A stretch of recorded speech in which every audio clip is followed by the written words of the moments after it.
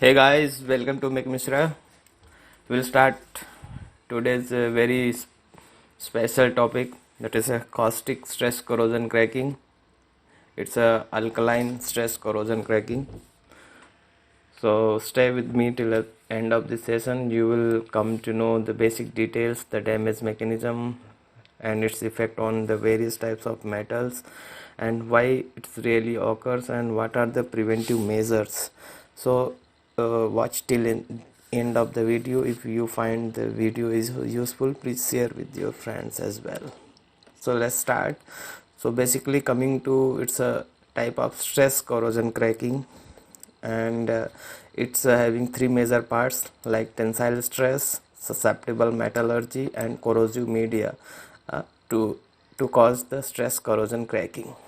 Okay, so caustic stress corrosion cracking, basically these are the surface initiated cracks that occurs in the piping and equipment exposed to caustic. So caustic may be alkaline hydroxide solution, it may be a caustic NaOH, or it may be caustic potash, that is KOH. So at these occurs at a elevated temperature, primarily adjacent to the non-PWST weld for the carbon steels, and the temperature above which the caustic SEC occurs depends on the concentration of the caustic. So basically, what are the critical factors here? The critical factors are the strength of the caustic, means my caustic solution is 5%, 10% or 100%. Then second critical factor is the metal temperature. As temperature increases or strength increases, the susceptibility of the cracking will increase. Third is also a critical factor, that is a stress level. So stress level, normally these are higher near the weld or where there is a forming, cold forming is there the stresses will be higher, and the chances of this caustic stress corrosion cracking will be also higher. And fourth, not last not the but least, that is the residual stress from the welding, which is generated during welding for non-stress relieved weld joints, as also the critical factor for carbon steel welds. So basically, these are the critical factor for caustic stress corrosion cracking to occur. And now we'll see what are the affected materials. So most affected material is carbon steel, and the critical temperature for that, when temperature increases above the 65 degree, then there will be much more chances of caustic stress corrosion cracking to occur for non-PWHT weld. We will see in further slides there the curve, whether we need to PWHT or not. So that's we will see the Nash curve. Then low alloy steels are also susceptible. Then 300 stainless steel are also susceptible, but they, in comparison to carbon steel, they are little resistant, and this above 121 degree the cracking become very high. The susceptibility become very high above 121 degree for stainless steel systems. Then coming to duplex stainless steel are also susceptible, but they show some improvement on the resistance in comparison with the 300 stainless steel. So nickel, now coming to nickel based alloys are more resistant. As the nickel content increase in the material, the susceptibility of the caustic stress corrosion cracking decreases. So now what we learn here, these are the cracks which occurs due to the high caustic strength, higher temperature, higher stress level, and for non-PWHT weld where stresses are higher. So these are the basically elbows which failed. These are the carbon steel elbows, and they have failed near the weld along parallel to the weld. So these cracks are along the weld.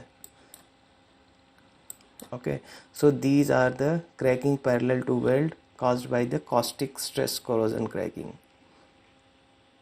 And these are the interbranched intergranular cracks.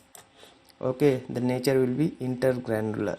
You can see the detailed uh, intergranular microstructure where you can see the cracking.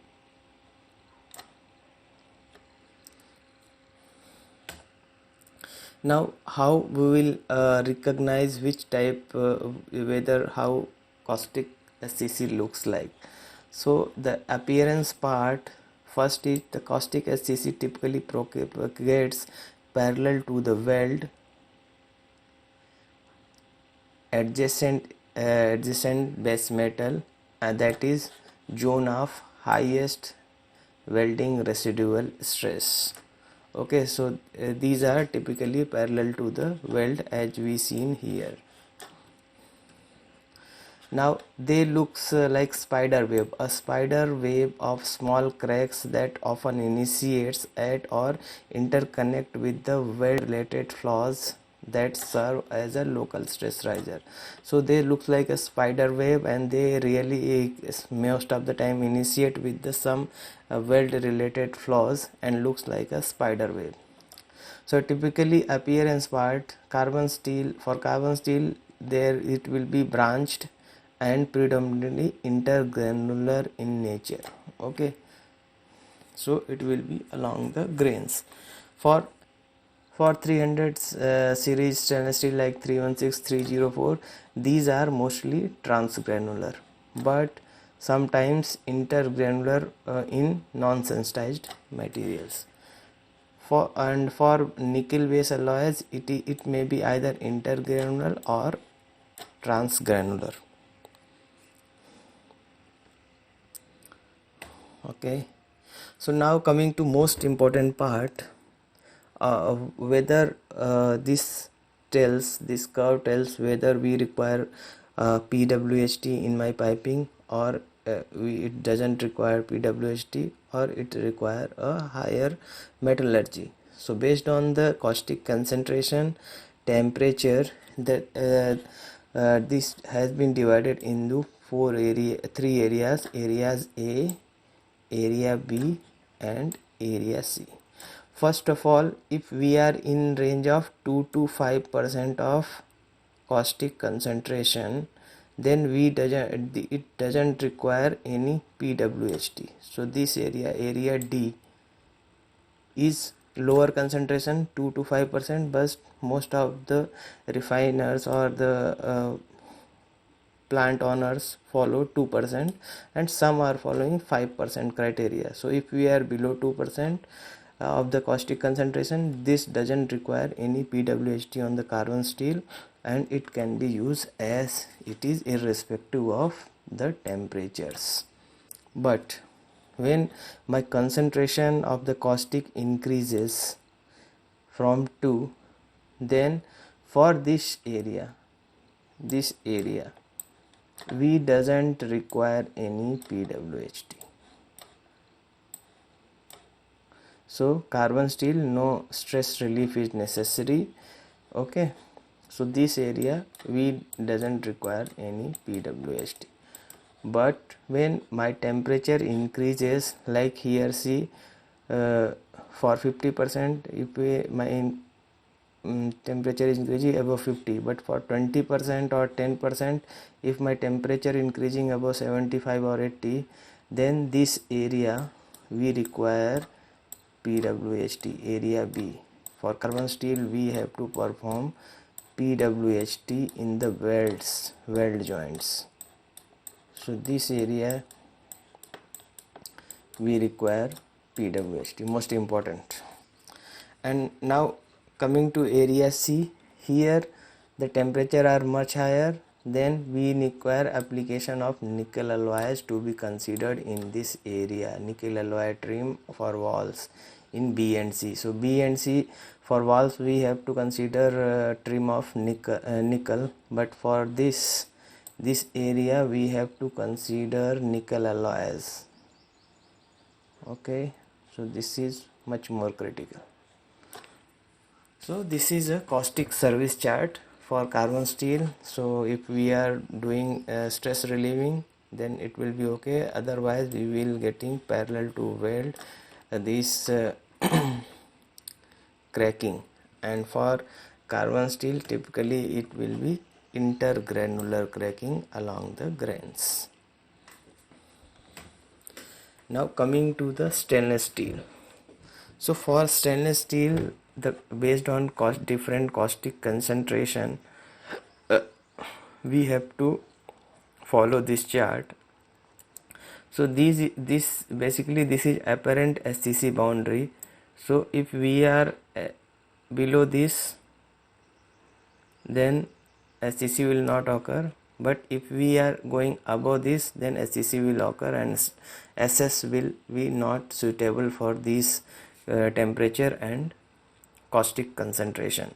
So here see this is isocorrosion curve for 1 mpy, this is isocorrosion curve for 30 mpy, and this is for SS 304316 300 series stainless steel, and this is for greater than 30 mpy. So this area requires special attention, and here the cracking, the chances of there will be caustic stress corrosion cracking, and 300 stainless steel will not work.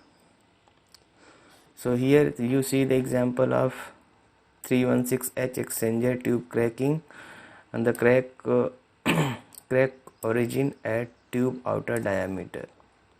So this is a cracking, and this is also a 300 exchanger tube crack. This is the tube cracking, and this is its microstructure. Now coming to the, this is nickel alloys. Coming to the curve for the nickel alloys. So for nickel alloys, you see this curve here. For this area means if my concentration is around 90 to 100 and temperature is above 150, so here we have to use nickel Inconel. This area we have to nickel. This area, if we are falling in this area, we have to go for Monel, and for this area we have to go for chrome nickel moly alloys. This area chrome nickel alloys 1810 we can use. So based on different process conditions, we have to select the metallurgy for the nickel alloys, and but these are also not immune at a very higher temperature and concentration. Industry has seen the Inconel 825 flange cracking. You see this is a cracking. So these are the transgranular cracks, Inconel 825 flange cracking, origin tube side. So at a very high caustic concentration temperatures, even Inconel also get crack. Now coming to the important part, mitigation of the caustic stress corrosion cracking. Caustic stress corrosion cracking. So first is cracking can be effectively prevented by the means of stress relieving heat treatment. So first is for carbon steels, it should be heat treated based on that the chart we have seen given by the NES. Now if we are doing the heat treatment, the heat treatment temperature shall be 620 degree minimum with the holding time of 1 hour. So we have to heat up to 620 degree and we have to hold for 1 hour for effective stress relieving of the carbon steel. Then nickel based alloys are more resistant to the cracking and may be required at higher temperature and caustic concentration. So if my temperature and concentration are higher, we can use the nickel alloys. Now third factor is very important. Steam out of non-PWHD carbon steel piping and equipment should be avoided. We should not steam out the equipment and piping of carbon steel directly, because it will increase the temperature to very high level, and if caustic traces are present, it will immediately cause the cracking. So whenever necessary, equipment should be water washed before steam out, and only low pressure steam shall be used. And third is proper designing and operation of the injection system. When we are injecting the caustic for pH improvement or some process enhancement, so we have to ensure that caustic is properly dispersed before entering to the high temperature preheat systems. So caustic should properly mix and it should not concentrate anywhere in our system. So that are the mitigation measures which should be taken care during operation. So hope you have enjoyed this video and you have learned much more things about the caustic cracking. If you find videos useful, please like, share and subscribe. So thank you. This is a lecture series on corrosion. It will get continued. Thanks all.